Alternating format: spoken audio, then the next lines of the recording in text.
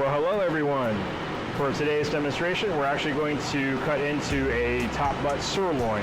And what we've got here is actually a two-piece sirloin, and you can tell that the cap is still attached because this is actually a peeled and denuded culotte, and that's what this cap is right here.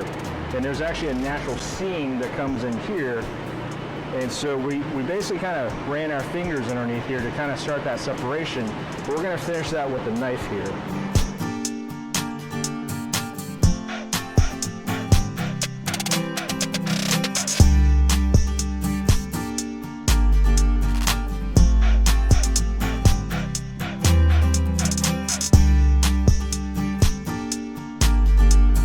And now we have a top butt sirloin, which we refer to as the top butt heart. And then here we actually have a sirloin cap, also what they call a picanha, also what they call a culotte. And so this is with the fat on, and right here, to save time, we actually have a fat off, where it's been skinned and denuded down to the muscle. And from here, we can actually cut steaks. We can use this for grilling as is, as a whole piece. But again, this is what they refer to as a picanha or also a culotte. And from here, you can actually, again, cut steaks against the grain. Or if you're using it for skewers, you can actually skewer this as a single piece, or you can split it in half and do a Brazilian style picanha. So from here, we have the heart muscle. So we would actually trim this down a little bit further to get down to a 1/4 inch for our fat cap.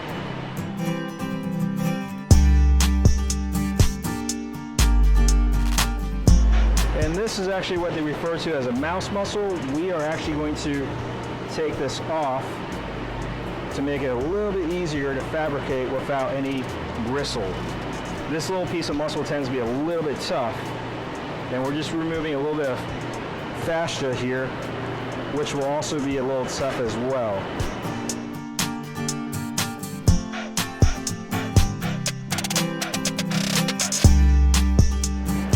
And so from here, we actually have a cleaned muscle that we can start for fabrication. And normally we would actually face this up, so that way we can produce a nice even cut.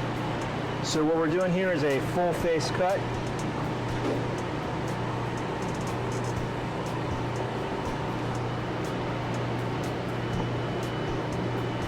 And for this, we are running the full length of the face. So this is a full face cut with about a 1/4 inch fat on there.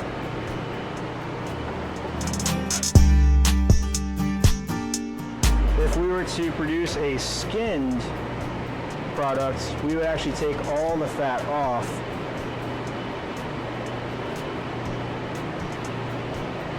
to produce a completely fatless muscle. For a center cut, it would actually just be split down the middle for a center, and that produces your center cut top sirloin. And from here, if you can look, there's a natural seam that separates out. That's actually your baseball.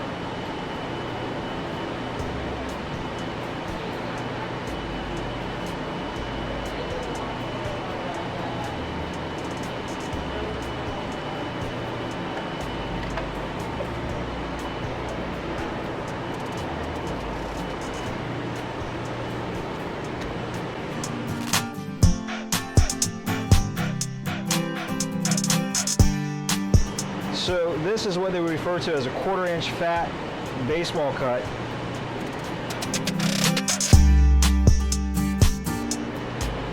We can produce one that is a skinned product where all the fat has been removed. So a baseball, some people like to refer to that as a faux fillet.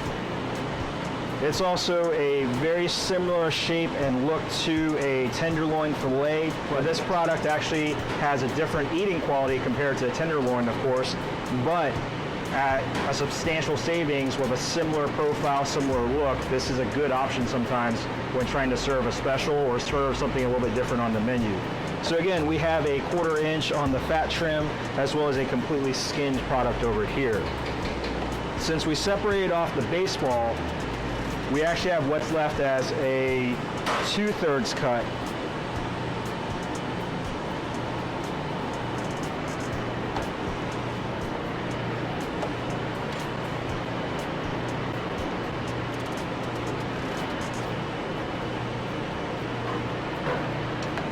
What we have left here is a 2/3 cut, and this is actually a good option for someone that wants a little bit of a thicker steak on the top sirloin compared against a center cut, which is just split down the middle.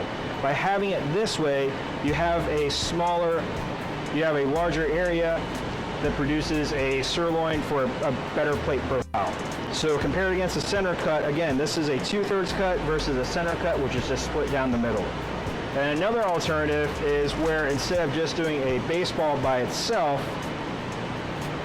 you are splitting this part into thirds as well. So now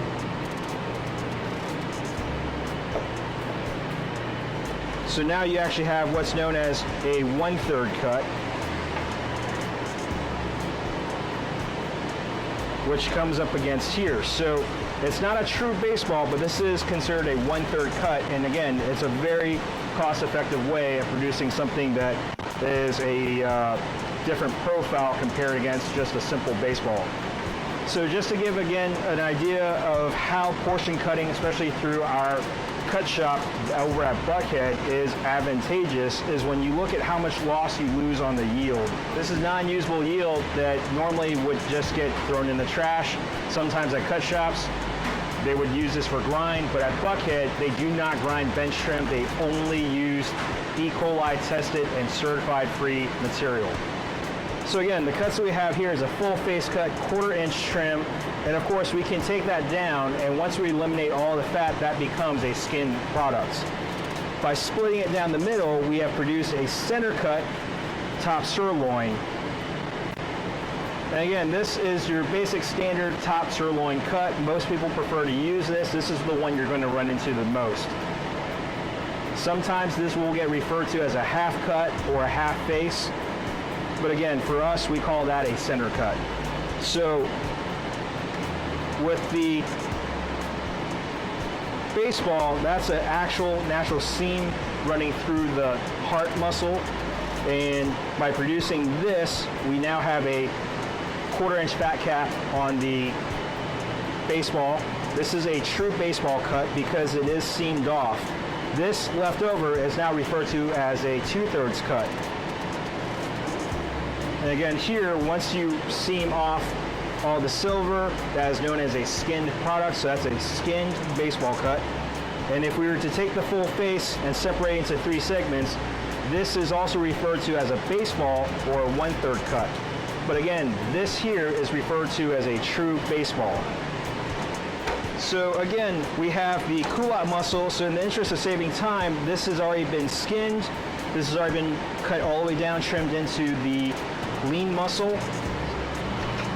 To produce a steak from this, you'll notice that the muscle is running this way for the grain. So for there, we're actually going to do a face cut, and that will actually get you an even surface to produce a portion.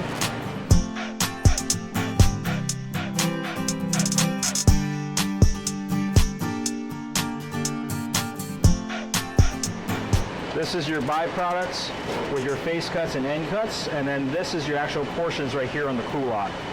And again, this is what they refer to also as a picanha or a sirloin cap. Thank you very much. This is Larry Lamb. Thank you again for watching.